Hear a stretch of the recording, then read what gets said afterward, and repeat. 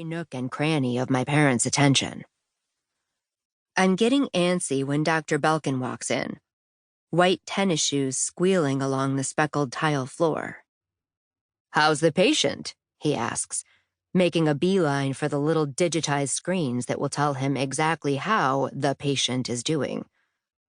I don't say anything, since I don't really know.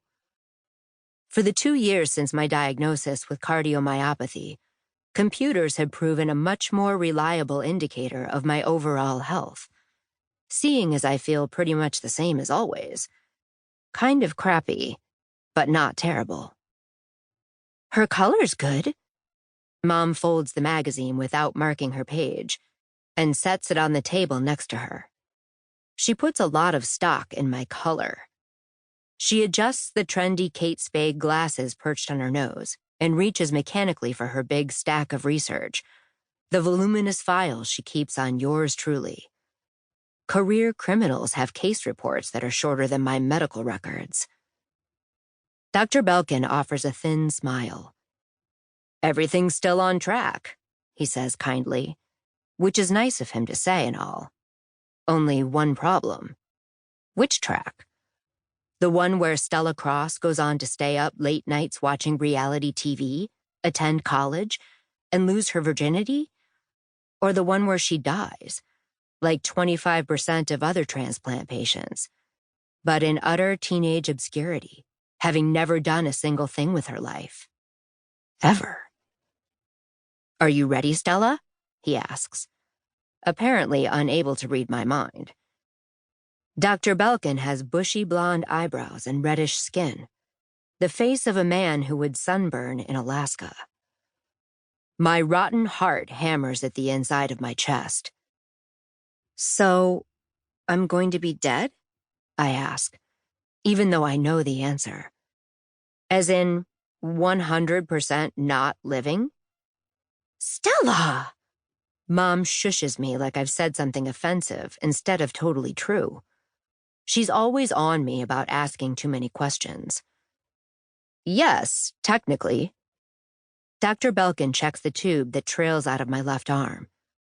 I can't say I like him much, not personally anyway, but we reached an understanding a long time ago. We're on the same team, he and I. It's my job to maintain a pulse, and his job to see that I do, and, believe me, I'm all too happy to be another bump in his success rate. What we'll do is prepare the cavity in your chest, a spot for the new heart to sit.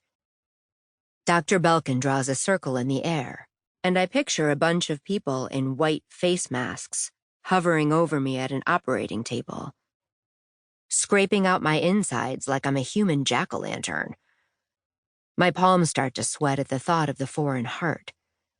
I dig my fingernail into the white flesh underneath my forearm, the spot where the blue veins push up into a plump little bulb at the base of my wrist, and scratch a cherry red line.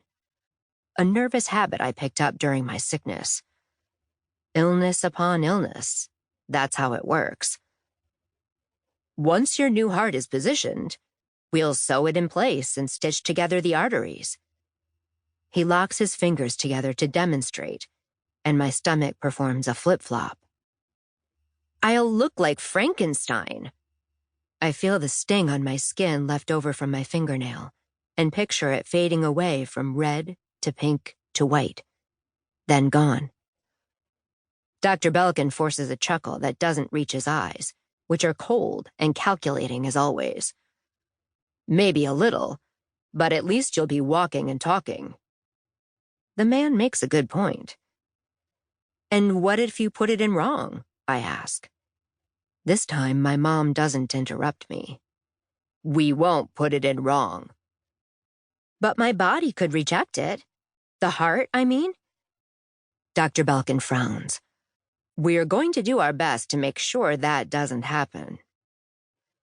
There are more questions on the tip of my tongue, but I let them sit there unasked.